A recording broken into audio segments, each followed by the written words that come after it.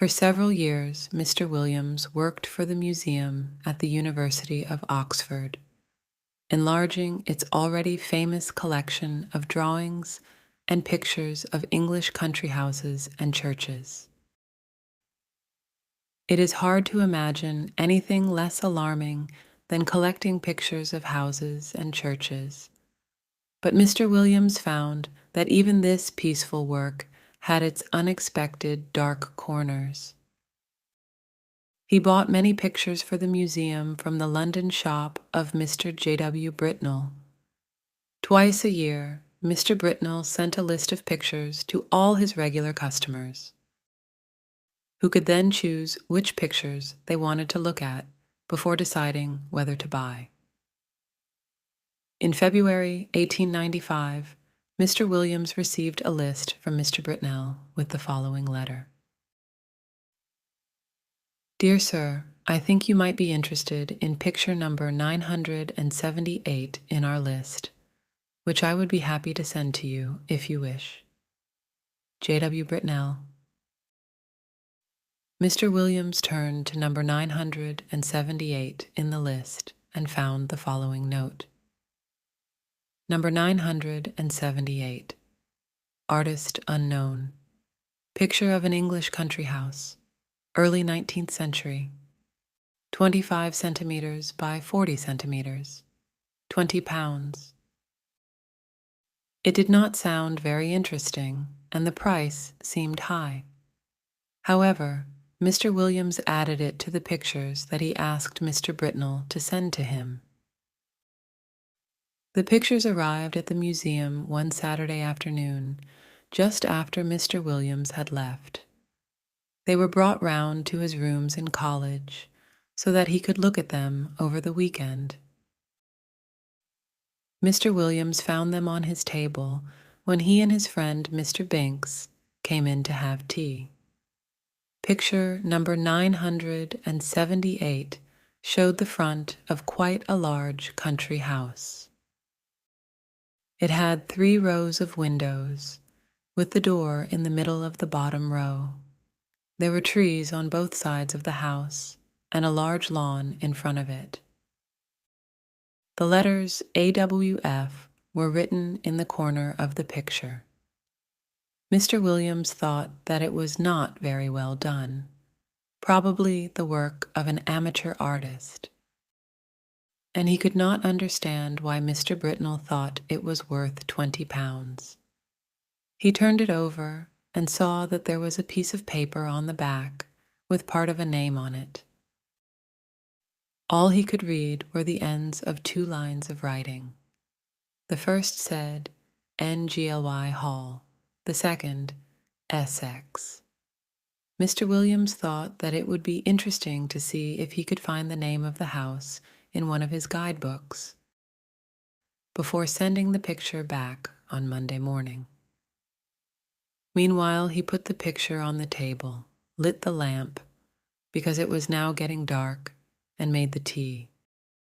While they were having tea, his friend picked out the picture, looked at it, and said, "Where's this house, Williams?" "That's just what I was going to find out," said Williams, taking a book from the shelf.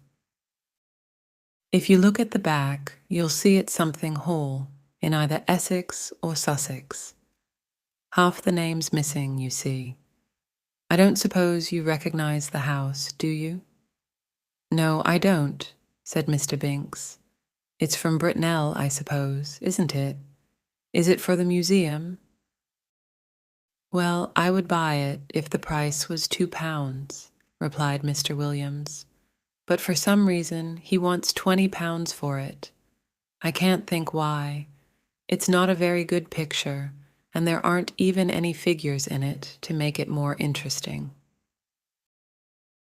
"I agree it's not worth 20 pounds, said Binks, "but I don't think it's too bad. The light seems rather good to me, and I think there is a figure here, just at the edge, in the front." "Let me see," said Williams. "Well, it's true the light is quite well done. Where's the figure?" Oh yes, just the head in the very front of the picture. And indeed there was, right on the edge of the picture, just the head of a man or a woman who was looking towards the house. Williams had not noticed it before. Still, he said, though it's better than I thought at first, I can't spend £20 of the museum's money on a picture of a house I don't even know. Mr. Binks, who had some work to finish, soon left, and Mr. Williams spent the time before dinner trying to find the name of the house in his guidebooks. If I knew the letter before the engliah, he said to himself, it would be easy enough, but there are many more names ending in ongly than I thought. Dinner in Mr. Williams' college was at 7 o'clock, and afterwards a few of his friends came back to his rooms to play cards. During a pause in the game, Mr. Williams picked up the picture from the table without looking at it and passed it to a man named Garwood, who was interested in pictures. Garwood looked at it and said, "This is really a very fine picture, you know, Williams. The light is very well done, in my opinion, and though the figure is rather unpleasant, it is quite interesting." "Yes, isn't it?" said Williams, who was too busy giving drinks to his guests to look at the picture again. When his visitors had gone, Williams had to finish writing a letter, so it was after midnight before he was ready to go to bed. The picture lay face upwards on the table where Garwood had left it, and as Williams was putting out the lamp, he saw it. For a moment he was too surprised to move. Then he slowly picked up the picture and stared at it in horror. In the middle of the lawn, in front of the unknown house, there was a figure where there had been no figure earlier. It was crawling on hands and knees towards the house, and it was covered in a strange black garment with a white cross on the back. After a second or two, Mr. Williams took the picture by one corner and carried it to an empty room. There he locked it face downwards in a cupboard, then closed and locked the door of the empty room. He went back to his own room and locked the door behind him. Before going to bed, he sat down and wrote a note describing in detail the extraordinary change in the picture since he had received it. He was glad to remember that Mr. Garwood, who had looked at the picture earlier in the evening, had also seen a rather unpleasant figure. He decided that in the morning he must ask someone to look carefully at the picture with him, and he must try very hard to discover the name of the house. He would ask his neighbor, Mr. Nisbet, to have breakfast with him. Then he would spend the morning looking for the house in his guidebooks. Mr. Nisbet arrived at 9 o'clock, and the two men sat down to breakfast. When they had finished, Mr. Williams, feeling both nervous and excited, hurried to the empty room. He unlocked the cupboard, took out the picture, still face downwards, and, without looking at it, went back to his own room and put it into Nisbet's hands. "Now, Nisbet," he said, "I want you to tell me what you see in that picture. Describe it, please, in detail. I'll tell you why afterwards." "Well," said Nisbet, "I have here a picture of an English country house by moonlight." "Moonlight? Are you sure?" "Oh, yes. The moon is shown quite clearly, and there are clouds in the sky." "All right, go on." "But I'm sure," added Williams quietly, "that there was no moon when I first saw it." "Well, there's not much more I can say," Nisbet continued. "The house has 3 rows of windows, 5 in each row, except at the bottom, where there's a door instead of the middle one, and— But what about figures? Said Williams with great interest. Figures? Replied Nisbet. There aren't any. What? No figure on the grass in front? No, not a thing? Are you sure? Of course I am, but there's one other thing. What's that? One of the windows on the ground floor on the left of the door is open. Is it really? Oh dear. I suppose he's got into the house, said Williams with great excitement. He hurried across to where Nisbet was sitting and, taking the picture from him, saw for himself. It was quite true. There was no figure on the lawn, and there was the open window. For a moment, Williams was too surprised to speak. Then he sat down at his desk and wrote for a few minutes. When he had finished, he brought 2 papers across to Nisbet. He asked him to sign the first one, which was Nisbet's own description of the picture, then to read the other one, which was the note Williams had written the night before. What can it all mean? Asked Nisbet. That's what I must find out, said Williams. Now, there are 3 things I must do. First, I must ask Garwood exactly what he saw when he looked at the picture last night. Then I must have the picture photographed before it goes any further. And thirdly, I must find out where this house is. I can take the photograph for you myself, said Nisbet. But you know, I think we are seeing something terrible happening here. The question is, has it already happened, or is it going to happen? You really must find out where this house is. He looked at the picture again and shook his head. I think you're right, you know. He has got in. I'm sure there will be some trouble in that house. I'll tell you what I'll do, said Williams. I'll show the picture to old Dr. Green. He grew up in Essex, and he often goes to Sussex to see his brother, who lives there. He's been going there for years. He must know both places quite well. That's a very good idea, agreed Nisbet. But I think I heard Green say that he was going away this weekend. You're right, said Williams.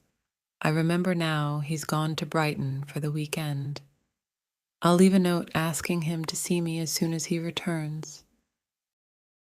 Meanwhile, you take the picture and photograph it, and I'll see Garwood and ask him what he saw when he looked at it last night. He paused. You know, he added, I don't think £20 is too much to ask for this picture after all. In a short time, Williams returned to his room, bringing Mr. Garwood with him. Mr. Garwood said that when he had looked at the picture, the figure was just starting to crawl across the lawn. He remembered that it was wearing a black garment with something white on the back. He was not sure if it was a cross. While he was writing this down, Mr. Nisbet returned and said that he had photographed the picture.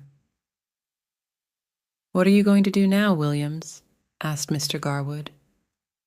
Are you going to sit and watch the picture all day?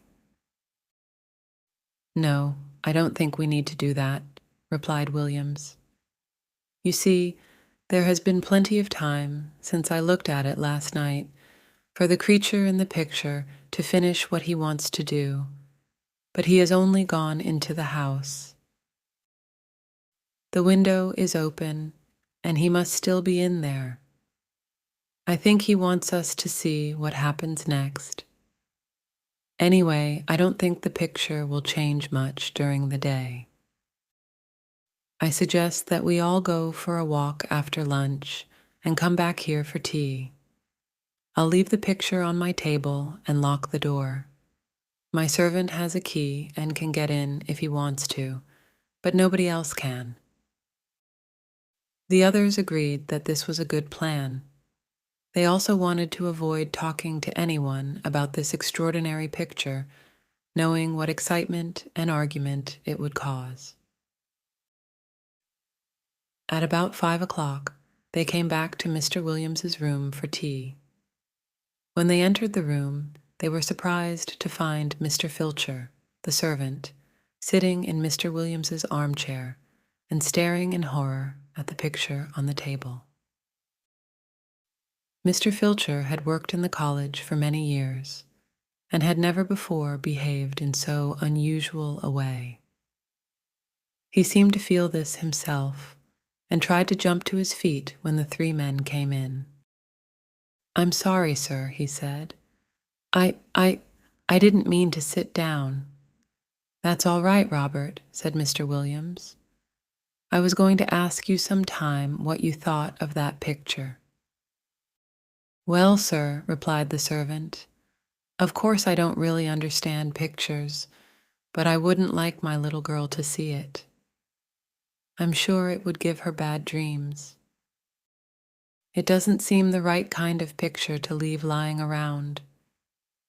It could frighten anybody, seeing that awful thing carrying off the poor baby. That's what I think, sir. Will you need me any more today, sir?" "Thank you, sir." Filcher left the room, and the three men went at once to look at the picture. There was the house, as before, under the moon and the clouds. But the window that had been open was now shut, and the figure was once more on the lawn, but not crawling this time. Now it was walking, with long steps, towards the front of the picture. The moon was behind it, and the black material of its garment nearly covered its face. The three men were deeply thankful that they could see no more of the face than a high, white forehead and a few long, thin hairs. Its legs beneath the garment were horribly thin, and its arms held something which seemed to be a child. Whether dead or living, it was not possible to say. The three friends watched the picture until it was time for dinner, but it did not change at all. They hurried back to William's rooms as soon as dinner was finished. The picture was where they had left it, but the figure had gone, and the house was quiet under the moon and the clouds. "Well," said Mr. Williams, "now we really must try to find where this house is." They got out the guidebooks and began to work. It was nearly 2 hours later when Williams suddenly cried, "Ha! This looks like it." He read aloud from the guide to Essex that he was holding Anningley, interesting 12th century church containing the tombs of the Francis family, whose home, Anningley Hall, stands just behind the church. The family is now extinct. The last member of the family disappeared very mysteriously in 1802 while still a child. His father, Sir Arthur Francis, a well-known amateur artist, lived quite alone after that until he was found dead in his house 3 years later, after he had just completed a picture of the hall. As Mr. Williams finished reading, there was a knock on the door, and Dr. Green came in. He had just returned from Brighton and had found Williams's note. He agreed at once that the picture was of Anningley Hall, which was not far from where he had grown up. "Have you any explanation of the figure, Green?" asked Williams. "I don't know, I'm sure, Williams," Dr. Green replied. "When I was a boy, some of the old people in Anningley still used to talk about the disappearance of the Francis child. They said that Sir Arthur had a lot of trouble with some of the local people coming on to his land to steal his fish and his birds. He decided to catch them all and have them punished, and one by one he did, until there was only one left. This was a man called Geordie, whose family had once been rich and important in that part of Essex. In fact, some of them had their tombs in the village church too. However, the family had lost all their land and their money over the years, and Geordie felt rather bitter about it all. For a long time, Sir Arthur could not catch him doing anything wrong, until one night his men found Geordie with some dead birds in Sir Arthur's woods. There was a fight, and one of the men was shot. This was just what Sir Arthur needed. The judge was all on his side, of course, and poor Geordie was hanged a few days later. People thought that some friend of Geordie's stole Sir Arthur's little boy in revenge to put an end to the Francis family as well. But I should say now that it looks more as if old Geordie managed the job himself. I don't like to think about it. Let's have a drink, shall we? The story of the picture was told to a few people. Some believed it, and some did not. Mr. Brittenhall knew nothing about it, except that the picture was unusual in some way. It is now in the museum, and although it has been carefully watched, no one has ever seen it change again.